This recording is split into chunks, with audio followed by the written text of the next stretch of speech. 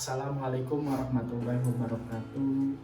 Perkenalkan, nama saya Taus Firdaus, NPM 1007303 16109, asal Fakultas Teknik, Program Studi Perencanaan Wilayah dan Kota. Saya akan menjelaskan hasil tugas akhir saya yang berjudul Identifikasi Kesesuaian Nilai Ganti Rugi Pengadaan Tanah untuk Kepentingan Umum, Studi Kasus Normalisasi Sungai Cilember, Kecamatan Margasi, Kabupaten Bandung. Latar belakang penelitian ini, pengadaan tanah untuk normalisasi Sungai Cilember merupakan salah satu upaya pengendalian banjir. Untuk merealisasikan itu, adanya bidang-bidang tanah yang terdampak. Tidak seluruh masyarakat bersedia akan adanya pengadaan tanah, terutama faktor nilai ganti kerugian yang membuat masyarakat khawatir perlu adanya kesesuaian nilai ganti rugi dengan harga pasar yang diinginkan oleh masyarakat. Rumusan masalah berapa nilai kerugian yang wajar diterima oleh masyarakat terdampak pengadaan tanah. Adapun tujuannya yaitu menghitung nilai penggantian yang wajar terhadap masyarakat yang terdampak. Ruang lingkup wilayah penelitian Sungai Cilember merupakan salah satu anak dari Sungai Citarum yang berada di Kecamatan Margasi.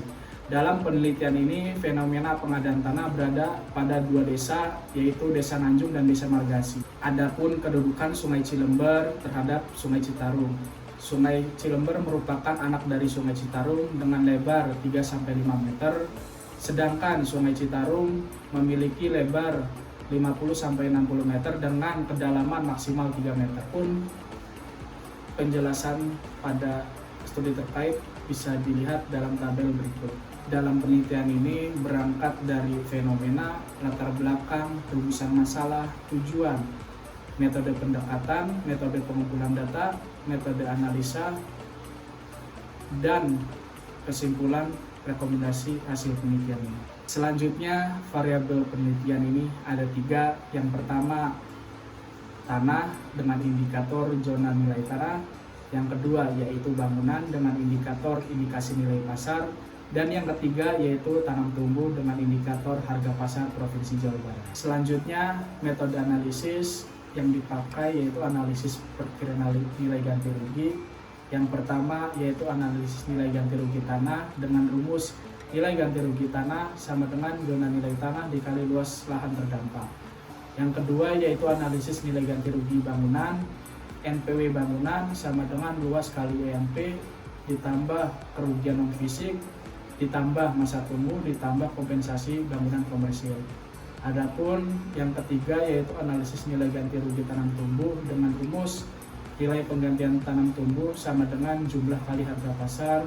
Selanjutnya yaitu gambaran umum menjelaskan profil jumlah warga terdampak dengan kategori jenis kelamin, tingkat pendidikan, kelompok umur, dan jenis pekerjaan.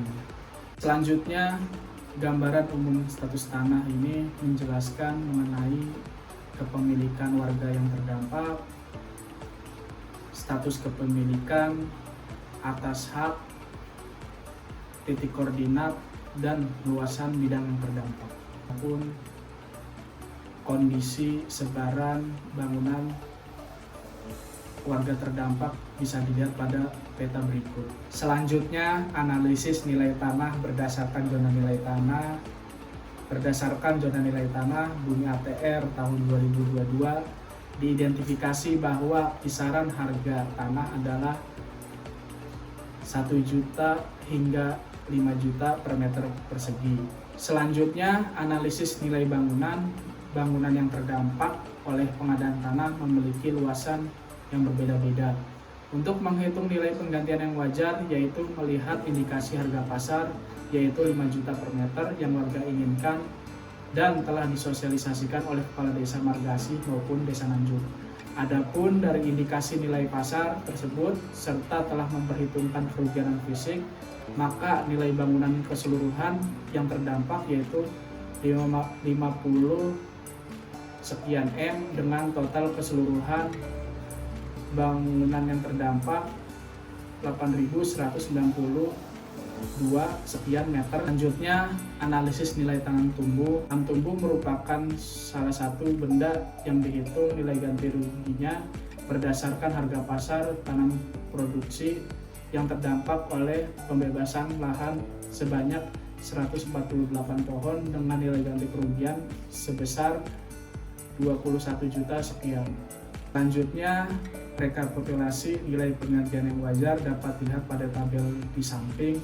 Perkiraan nilai ganti rugi berdasarkan nilai penggantian yang wajar yaitu 62 M sekian sebagai nilai penggantian minimum, sedangkan untuk nilai penggantian maksimum yaitu 74 M sekian. Adapun kesimpulan dari penelitian ini, yang pertama, jumlah warga yang terdampak pengadaan tanah yaitu 79 orang dengan 79 bidang tanah yang masing-masing memiliki luas tanah yang berbeda-beda.